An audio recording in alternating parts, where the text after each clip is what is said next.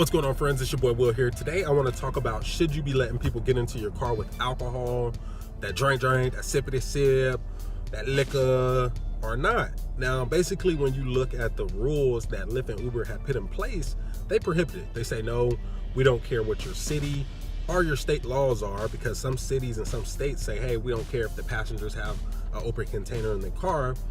But Lyft and Uber say when using their platform, you cannot have anyone in the car with liquor, alcohol, any of that drink. They prohibit it, right?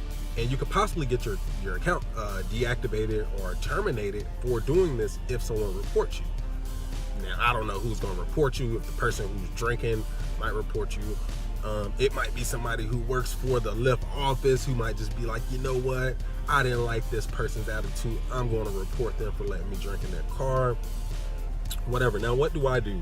I actually look at the situation itself, because I don't mind sometimes if someone gets into my car with a drink. I just don't acknowledge the fact that they actually have alcohol, right? So two different situations. One situation where I don't really mind is if I'm going to someone's house and it's like maybe 6 in the afternoon, or 12 in the afternoon before maybe a football or basketball game or something like that, a special event, and I go pick somebody up and it's just like 1 or 2 people, maybe a husband and a wife, or a boyfriend and a girlfriend. They both have their red cups, and you can tell that they're not drunk, like they're just basically getting started. They're just doing a little pre-game session before they actually go out to wherever they're going. Hey, you guys can go ahead and get in. I don't really care too much, right? Just be careful. Just be careful and be respectful. Now, this could be a bad thing, because if it spills in my car or your car, if you're letting somebody get into the car with alcohol, it could be bad for if the next passenger gets in. You'll have that smell in your car. They might think you were drinking. Any possible situation could happen, but I don't mind too much if they don't seem to already be drunk. Now, another situation is, I've actually had it happen where I pulled up, I went to go pick up a group of people, and I could tell it was a wedding. I saw like the bridesmaids and stuff, and a guy and 2 girls came to my car. They were all dressed up nice, and she had like a champagne flute. She was like, hey, can I get in?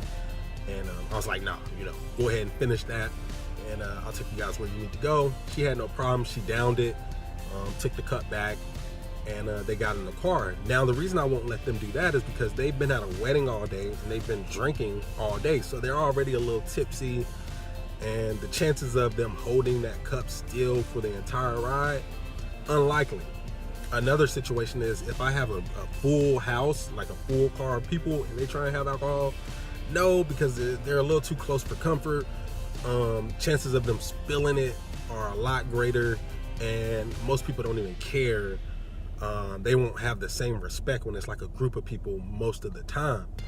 So it could be a bad situation. So I don't let people in groups, or if they seem like they've already been drinking, get in my car with drinks. But if I'm going to someone's house early afternoon, hey, I don't mind you having a drink in my car. Go ahead, do what you want to do. So should you do it? You actually have to make that decision on your own, whether or not, it's something you want to do. I would advise you just tell everyone no, just to be on the safe side. But that's kind of what I do. I just kind of go with how I'm feeling for the day, and I see how the people are acting, and I kind of make my decision based on that. So there you have it. Should you let people drive in your car with alcohol? No, you shouldn't. Peace.